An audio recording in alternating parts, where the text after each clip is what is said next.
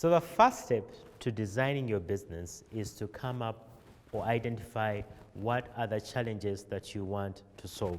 What are the problems that are being faced by people in your community and the people and the stakeholders in your community, and how can you solve them? So I want to introduce to you a tool that can guide your thinking and how you can actually create solutions to the challenges that you have realized in your community. This tool is called a problem solution fit, and it has 3 steps to it. Step 1 is to know what are the customer problems. And after you've known the customer problems, look at the stakeholders. What are the stakeholders' problems? And then step 2 is for you to come up with and brainstorm with your team the different solutions that can address the challenges that you have identified with the customers. And then step 3 is to select one solution that you think that you can provide, or a combination of solutions that you think you can provide and turn into a business to solve the challenges that you have identified. So I would like to give you an example of how to use this tool. Step 1 is for you to define what are the customer problems and the challenges for other stakeholders. So customer problem can be high level of food wastage, high amounts of unemployment, and high costs of transportation of food. And for other stakeholders, probably you realize that most of the farmers get poor prices for their food that they're supplying to the market. So step 2 would be for you to define what are the solutions that you can provide to address the previous challenges. In this step, brainstorm. Brainstorm as many solutions as you can. For example, my solutions can include processing of the food, manufacturing of processed food, packaging of processed food, and distributing it. And of these solutions that you have come up with, finally select one solution that you think you can use or implement based on your resources. And in this example, I would like to go with the solution of processing and distributing of food. The second tool that I would want to share with you is called team building.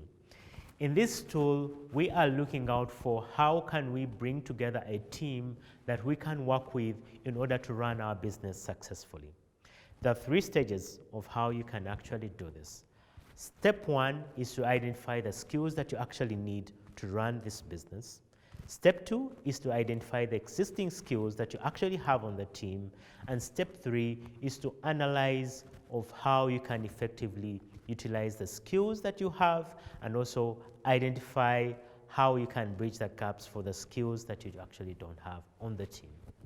So this tool is called Your Skills Need Match. And we want to see how can you bring together a team that can help you to run your business successfully. Step 1 is for you to identify what skills you actually need for you to run the business. Probably you need accounting skills, marketing skills, processing skills, or you just need distribution skills. How do I take this product out to the market? Then step 2 is for you to identify among your team members what skills you actually have. Probably you have a John on your team who is good with IT, and you have an Isaac on your team who is good with marketing. Probably these are the only 2 that you're working with, and these are the skills that you have. So the third step for you is to see how can you enable yourselves, you, John, and Mark, work together to bridge the gap in the previous skills that you actually don't have, yet you actually need for the business. So that is your third step. How can you multitask as a team, work together, and see how you can bridge the gaps with the skills that you don't have so that you can effectively start and run the business. The third tool that I want to share with you under Discover is called the Customer Analysis Tool. And in this tool, we're going to take 2 steps. Step 1 is to identify the customer segments, and then step 2 is to understand the customers. Very, very important parts for your business, because without customers, your business cannot succeed, and without you understanding your customers, you can't really give them what they want. So I want to now introduce you to the tool. This tool is called the Your Customer Segments tool. And in doing this, we want to understand who are the different customers that you are going to be serving in your business. So we are going to come up with what we call customer segments. Customer segments are simply different classifications of who your customers are. For example, your number one customer can be a household, or number two can be institutions. After you have identified the customer segments, try and describe who these customers are.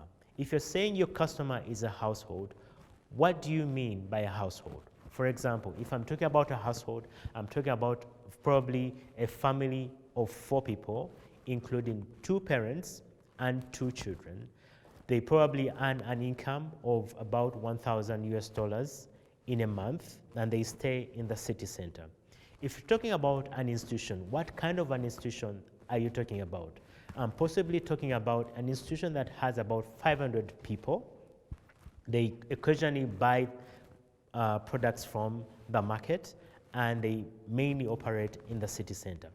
After you have identified the different customer segments and you have actually described them, the next thing for you, as I mentioned earlier, is step 2. Try and understand who is your customer. If you're talking about a household, I want you to use what we call an empathy map. With an empathy map, we put ourselves in the shoes of the customers and try and understand what are they feeling, what are they going through, what do they want, Try and understand who your customer is and what they are going through. Here's an example of the tool. It's called a Your Empathy Map.